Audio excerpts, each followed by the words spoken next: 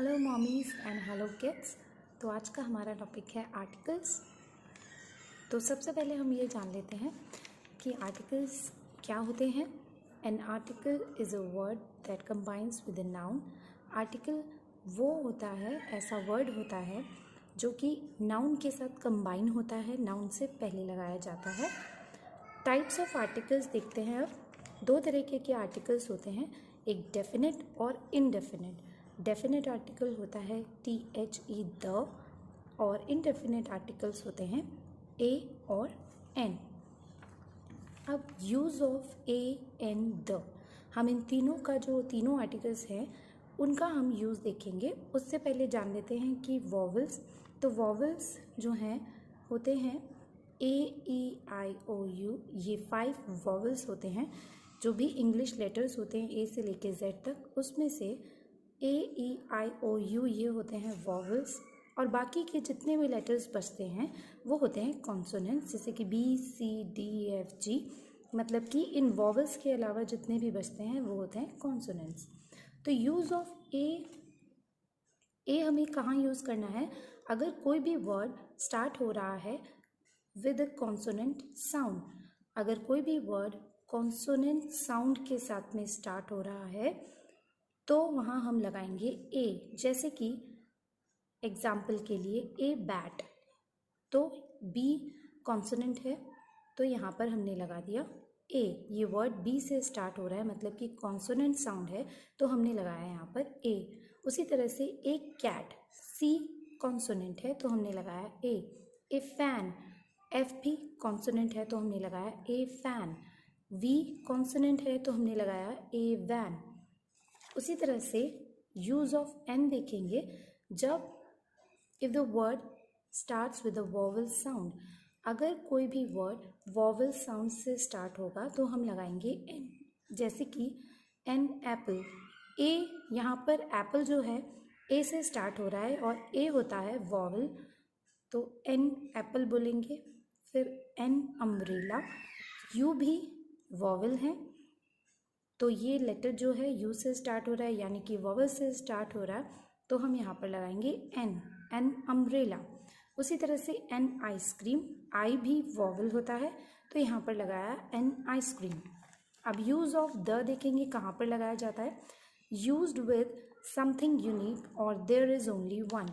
The लगाया जाता है उस नाउन के साथ में जो कि कुछ यूनिक होता है, मतलब कि सबसे अलग होता है, या फिर वो सिर्फ एक ही होता है। जैसे कि द सन, जो सूरज है, जो सन है, वो सिर्फ एक है, वो यूनिक है, तो हम लगाएंगे द सन। उसके बाद में द मून, चांद है, चांद भी एक ही होता है तो द मून लगाएंगे। द इंटरनेट, इंटरनेट भी एक यूनिक है टेक्नोलॉजी, तो हमने जो इंटरनेट है उसके आगे भी द लगाया है। अब देखिए, और ईजियर आपको समझाने के लिए यहाँ पर मैं कंपैरिजन के थ्रू आपको समझा रही हूँ। ए और एन का कंपैरिजन करेंगे हम द के साथ में। तो यहाँ देखिए, सबसे पहला डिफ्रेंसिएशन इसका है कि ए और एन जो है used for objects that are not specific or one of several things of a similar type. यानी कि ए और एन उन ऑब्जेक्ट्स के साथ में यूज़ होता है जो कि नॉट स्पेसिफिक हैं, यानी कि कोई स्पेसिफिक नहीं है वो ऑब्जेक्ट, या फिर one of several things of a similar type, यानी कि जो अलग अलग तरीके की ऑब्जेक्ट्स या चीज़ें होती हैं उनमें से कोई एक है जस्ट, और वो भी सिमिलर टाइप का। यानी कि हमने यहाँ बोला, एग्जाम्पल से हम समझेंगे, तो आई नीड अ फ़ोन, तो हमने अ फ़ोन लिखा है, ए फ़ोन लिखा है। क्यों लिखा है? क्योंकि ए फ़ोन, यानी कि जो पी है, पहले तो ये पी कॉन्सोनेंट है तो हमने यहाँ पर ए लगाया। दूसरा, ए आई नीड अ फ़ोन, यहाँ पर जो फ़ोन है हमने कोई भी फ़ोन के बारे में बात करी है, यहाँ पर हमने स्पेसिफिक कोई फ़ोन नहीं बताया कि वो वाला फ़ोन चाहिए या किसी नाम का फ़ोन नहीं बताया, हमने जस्ट बोला है फ़ोन चाहिए हमें। तो कोई स्पेसिफिक नहीं है ये ऑब्जेक्ट, और बहुत सारे फ़ोन होते हैं, उनमें से जस्ट हमने सिर्फ एक टाइप का नाम ले दिया, मतलब फ़ोन का नाम ले दिया है। किसी भी सिमिलर टाइप की चीज़ के बारे में कोई भी एक हमने चूज़ कर लिया है। तो बहुत सारे फ़ोन होते हैं, उसमें से हमने जस्ट एक फ़ोन चूज़ किया है। इसी तरह से आई ईट एन एप्पल, बहुत सारे एप्पल हैं लेकिन हमने कहा आई ईट एन एप्पल, हमने कोई अलग सा एप्पल नहीं बोला है, हमने बोला है जस्ट एप्पल चाहिए हमें। तो मैं एप्पल खाती हूँ, तो यहाँ पर आई ईट एन एप्पल।